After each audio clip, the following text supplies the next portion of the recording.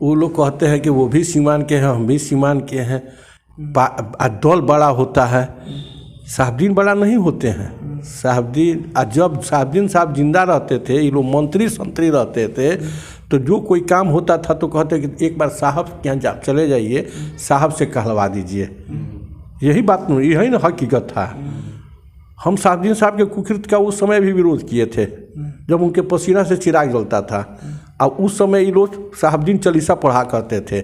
जो लोग आज आंखें दिखा रहे हैं उनके परिवार को, वो लोग साहबदीन चालीसा पढ़ते थे। और हम साहबदीन साहब को सचेत करते थे कि जब कोई पद मिले तो कद छोटा कर लेना चाहिए, लेकिन उनका कद इतना ये लोग बढ़ा दिए, इस सारा का सारा अपराध का श्रेय वर्तमान सत्ता में बैठे लोगों का है।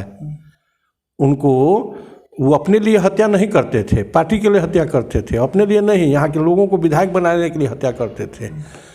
साहबदीन साहब अगर ठीक अच्छे ढंग से काम किए होते। हमारे पत्रकार बंधु ने भी एक सवाल किया था, तो कह रहे हैं कि हवेली पे आइएगा। आरजेडी के नेता हैं एक बड़े, बहुत बड़े से। आरजेडी के नेता क्या हैं? वो लोग बंधुआ मजदूर हैं, तेजस्वी का, लालू यादव का। इन लोगों का अपना वजूद नहीं है। भारतीय जनता पार्टी कार्यकर्ताओं की पार्टी है, कार्यकर्ताओं के इशारे पर काम करती है। और जब चुनाव आता है तो कार्यकर्ता अपने तन मन धन से लग करके पार्टी के विकास की बात करती है, उत्थान की बात करती है। और उन नेताओं को क्या कहें जो नपुंसक बन जाते थे जब साहबदीन जिंदा थे। इन लोगों के रुतबा मंत्री संतरी का नहीं होता था। एकदम माने क्या कहा जाए, हम लोगों ने उस दिन को भी देखा है, उस दौर को से गुजरे हैं हम लोग। तो इसलिए छोड़िए, उन लोगों का वो निजी मामला है। हम लोग की पार्टी आदर्श के आधार पर, सिद्धांत पर, अपने पूर्वजों के बताए राह पर चलने वाली पार्टी है।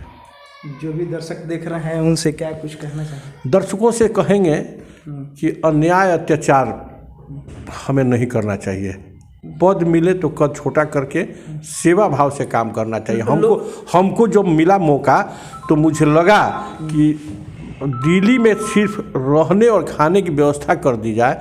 किडनी, हार्ट, लीवर, कैंसर जिसका इलाज सीमांत संभव नहीं है, हमारे डेरे पर 250-300 मरीज रहते थे, सबको खाना खिलाते थे। और इस काम के लिए हम 3 लड़का रखे थे। सीवान जिले के लोग कहते हैं ओम प्रकाश यादव का परिणाम ही परिणाम बदलता है। देख, ओम प्रकाश यादव एक छोटा साधारण परिवार, गरीब घर का लड़का है। अपने बूते हमने इतिहास रचने का काम किया। सीमान गुलाम था, यहाँ लोगों को मान और सम्मान से जीने का अधिकार नहीं था। ओम प्रकाश जिसको प्रणाम कर देता था उसकी पिटाई हो जाती थी सीमान में। कोई चाय पीकर हमारे घर से जाता था उसकी हत्या हो जाती थी। जिस दुकान से कोलगेट साबुन खरीद लेते थे उस दुकान को बंद करा दिया था। जुल्म के इस आलम को सहते सहते सहते सहते सर पर कफन बांधकर हम बाप बेटे निकले। सीवान की जनता को हम नमन और अभिनंदन करना चाहेंगे कि विषम परिस्थिति में मुझे लोकसभा में भेजने का काम किया। आजीवन हम सीवान की जनता को हम आभारी रहेंगे और उन लोगों की सेवा करते रहेंगे। जिस रूप में रहेंगे, जिस हालात में रहेंगे, सीवान की जनता को कदापि महरूम नहीं होने देंगे, मायूस नहीं होने देंगे। जी जान लगा कर उनका सेवा करेंगे। वो लोग कहते हैं कि वो भी सीवान के हैं, हम भी सीवान के हैं। दल बड़ा होता है, साहबदीन बड़ा नहीं होते हैं। साहबदीन जब साहबदीन साहब जिंदा रहते थे, ये लोग मंत्री संतरी रहते थे, तो जो कोई काम होता था तो कहते कि एक बार साहब के यहाँ चले जाइए, साहब से कहलवा दीजिए। यही बात नहीं, यही ना हकीकत था। हम साहबदीन साहब के कुकृत्य का उस समय भी विरोध किए थे, जब उनके पसीना से चिराग जलता था। और उस समय ये लोग साहबदीन चालीसा पढ़ा करते थे। जो लोग आज आंखें दिखा रहे हैं उनके परिवार को, वो लोग साहबदीन चालीसा पढ़ते थे। और हम साहबदीन साहब को सचेत करते थे कि जब कोई पद मिले तो कद छोटा कर लेना चाहिए, लेकिन उनका कद इतना ये लोग बढ़ा दिए, इस सारा का सारा अपराध का श्रेय वर्तमान सत्ता में बैठे लोगों का है। उनको वो अपने लिए हत्या नहीं करते थे, पार्टी के लिए हत्या करते थे, अपने लिए नहीं, यहाँ के लोगों को विधायक बनाने के लिए हत्या करते थे।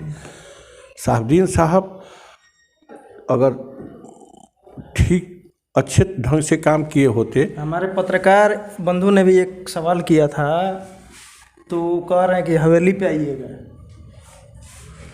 आरजेडी के नेता हैं एक बड़े, बहुत बड़े से। आरजेडी के नेता क्या हैं? वो लोग बंधुआ मजदूर हैं, तेजस्वी का, लालू यादव का। इन लोगों का अपना वजूद नहीं है। भारतीय जनता पार्टी कार्यकर्ताओं की पार्टी है, कार्यकर्ताओं के इशारे पर काम करती है, और जब चुनाव आता है तो कार्यकर्ता अपने तन मन धन से लग करके पार्टी के विकास की बात करती है, उत्थान की बात करती है। और उन नेताओं को क्या कहें जो नपुंसक बन जाते थे जब साहबुद्दीन जिंदा थे। इन लोगों के रुतबा मंत्री संतरी का नहीं होता था, एकदम माने क्या कहा जाए। हम लोगों ने उस दिन को भी देखा है, उस दौर को से गुजरे हैं हम लोग। तो इसलिए छोड़िए उन लोगों का, वो निजी मामला है। हम लोग की पार्टी आदर्श के आधार पर, सिद्धांत पर, अपने पूर्वजों के बताए राह पर चलने वाली पार्टी है। जो भी दर्शक देख रहे हैं उनसे क्या कुछ कहना चाहिए? दर्शकों से कहेंगे कि अन्याय अत्याचार हमें नहीं करना चाहिए। पद मिले तो कद छोटा करके सेवा भाव से काम करना चाहिए। हमको जब मिला मौका तो मुझे लगा कि दिल्ली में सिर्फ रहने और खाने की व्यवस्था कर दी जाए। किडनी, हार्ट, लीवर, कैंसर जिसका इलाज सीमांत संभव नहीं है, हमारे डेरे पर 250-300 मरीज रहते थे, सबको खाना खिलाते थे। और इस काम के लिए हम 3 लड़का रखे थे। सीवान जिले के लोग कहते हैं ओम प्रकाश यादव का परिणाम ही परिणाम बदलता है। देख, ओम प्रकाश यादव एक छोटा साधारण परिवार, गरीब घर का लड़का है। अपने बूते हमने इतिहास रचने का काम किया। सीमान गुलाम था, यहाँ लोगों को मान और सम्मान से जीने का अधिकार नहीं था। ओम प्रकाश जिसको प्रणाम कर देता था उसकी पिटाई हो जाती थी सीमान में।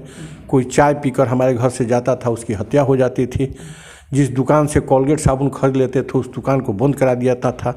जुल्म के इस आलम को सहते सहते सहते सहते सर पर कफन बांधकर हम बाप बेटे निकले। सिवान की जनता को हम नमन और अभिनंदन करना चाहेंगे कि विषम परिस्थिति में मुझे लोकसभा में भेजने का काम किया।